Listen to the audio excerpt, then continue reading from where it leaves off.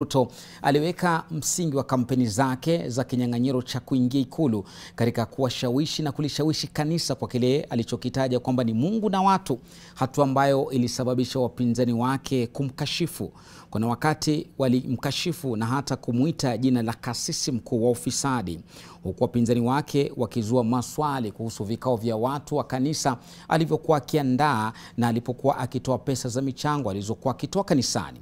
Lakini sasa ushindi wake wa urais umezua maswali iwapo uhusiano wake wa karibu na kanisa ulichangia pakubwa kwa yeye kushinda urais. Mwanahabari wetu wa masuala ya siasa Vincent Odwor anazama na kuzuka na kina cha swala hilo.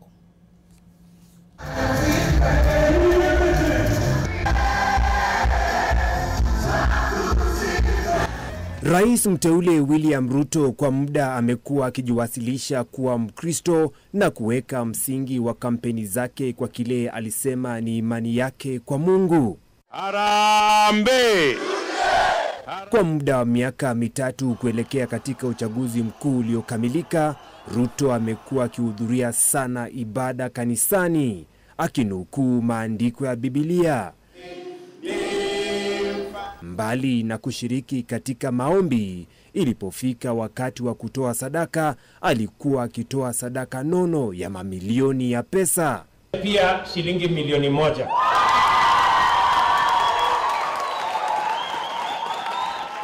Kila alipoalikwa katika madhabahu kwa hutubia waumini, alijiwasilisha kama mcha Mungu na kulainisha ujumbe wake na Biblia, kitabu kitakatifu cha Wakristo. Lakini Mungu ametufanya tukafanya kazi ya uchaguzi kwa amani na Mungu ametupatia ushindi. Wakati mmoja akiwa kanisani alipata hisia na kububujikwa na machozi na kuibua upande wake ambao wengi hawakuufahamu na imani yake kwa neno la Mungu.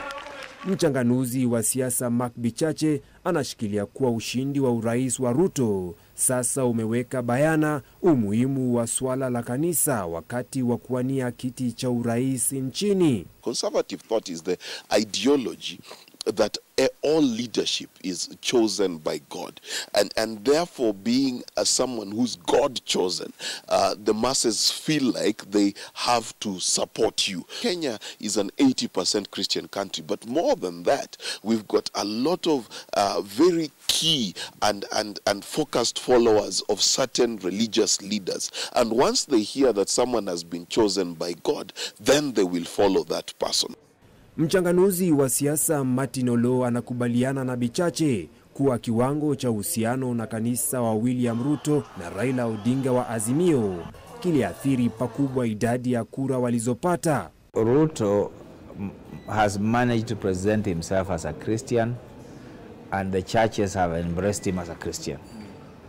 On the other hand, Ruto has managed to paint Baba as anti-Christian. He believes in animism, he consults mediums, and so on. And people, the Christians have believed that narrative. Has Raila helped himself by presenting a different narrative? Perhaps not. His relationship with the church is an on and off relationship. We see Ruto in church all the time, we see him doing something with churches all the time, and that helps the church to affirm him. Women are the biggest attendees of church, especially in central Kenya. Women are also the ones who are likely to believe a prophecy. So the prophecies they received really helped William Ruto in becoming president. Secondly, he was there giving donations to church, giving alms to church. And that, of course, made him look like the kind of person who's a believer. So did it help him? Yes, it did. And I'll tell you why. It is because in central Kenya, many of the people who voted for him were either young who believed in the hustler narrative or women who were praying for him, who had shed tears for him and Uhuru in 2013. So for the first time in this country, the evangelical churches, the Protestant churches, were able to rally their supporters behind a candidate. Whether the independents in Central or independents in Rift Valley Askofu Daktari Geoffrey Njuguna, ambaye ni msomi katika uongozi na Injili, anashikilia kuwa yeyote anayetafuta kura lazima awe makini na jinsi anavyozungumza kuhusu kanisa. Huku Askofu Mkuu Martin Kivuva akizua swali la iwapo kanisa lina jukumu la kumsaidia mgombeaji wa urais kuingia ikulu. In this country, anybody who would want to aspire for anything, please do not say anything that intimidates the church. Okay? Don't say anything that intimidates the church or makes the church feel like if you had the powers, you can interfere with the liberties and the freedoms. Where it seemed that one side was sounding like not friendly to the church, if you know what I mean, without details. But the other one was sounding the fact that they are giving, the fact that they are visiting, the fact they are in charge. The influence that the church had on this vote, on the other side, was the fact that here was a person who had associated with the church for a long time. Ours was not to propel anyone. Ours is to create an enabling environment for people to do politics and people to choose or elect or vote in peace. William Samoei Ruto, our president-elect, who is now going to be the 5th president, the fact that he has chosen to honor God, there's a degree in which God is the one who gives leadership. Let's not cheat each other. Unless God himself endorses you, there's a degree in which, if no matter how hard you try, it may not work. And especially now, you and I have been in this country. We have, do you know, the only way the deputy president, who is now president-elect, would win this election, it had to be God. Because you know, and I know, it's like he was going against what? Against every, it's like there was a concerted effort to say, no, not this one.